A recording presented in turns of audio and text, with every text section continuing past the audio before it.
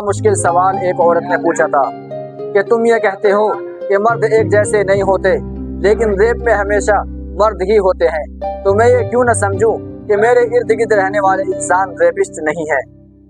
बहुत मुश्किल सवाल था। बहुत सारे लोग परेशान हो गए इस सवाल से। मैंने उस खातून से कहा, कभी जहाज में बैठी हो? उसने कहा, बचपन से, हमेशा। लेकिन क्यों? मैंने कहा, हवाई जहाज़ों के क्रैश होने के वाक़यात सुने हैं? वो कहने लगी, हाँ, कभी कभी हवाई जहाज गिर जाता है तो सब लोग मर जाते हैं। मैंने कहा, जहाज़ के हादसात में कभी ट्रेन या बस या कश्ती के गिर जाने के वाक़यात सुने हैं? वो कहने लगी, नहीं।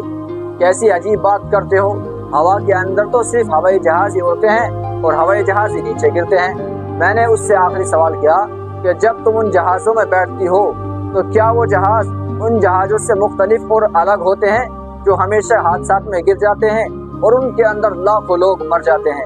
फिर मैंने उससे आखिरी जुमला ये कहा कि जब तुम उन जैसे हुलिये और डिज़ाइनों के जहाज़ों में बेखौफ और बेखतर बैठ सकती हो जो हमेशा गिर जाते हैं, क्योंकि तुम्हें उन हवाई जहाज़ों की कंपनी पर एतमाद है कि ऐसे हादसे सिर्फ हादसे होते हैं और हिस्ट्री के अंदर कभी कभी होते हैं। तो फिर तुम्हें रेप के वाक़यात में मर्दों की वजह से सारी दुनिया के अलग अलग इंसानों पर इल्ज़ाम लगाना कैसे ठीक लगता है, जबकि लाखों सालों में मर्द हमेशा तुम्हारा मुहाफिज और साथी होता है और मर्द ही तुम्हें मंजिल तक पहुंचाता है और मर्द ही औरत को बेहतरीन सामान, बेहतरीन सर्विस देता है। याद रखो, दुनिया के अंदर 8 अरब इंसानों में चंद लाख रेप केसर हैं। बिल्कुल इसी तरह जैसे कि 2 अरब फ्लाइट्स में से चंद लाख फ्लाइट्स क्रैश हुए हैं।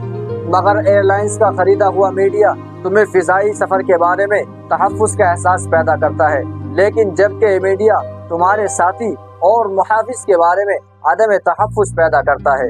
अगर अकल का इस्तेमाल करोगी तो खामखा की फजूल बातों से निकल जाओगी, वरना ये मीडिया तुम्हें ज़हनी मरीज बनाकर छोड़ेगा।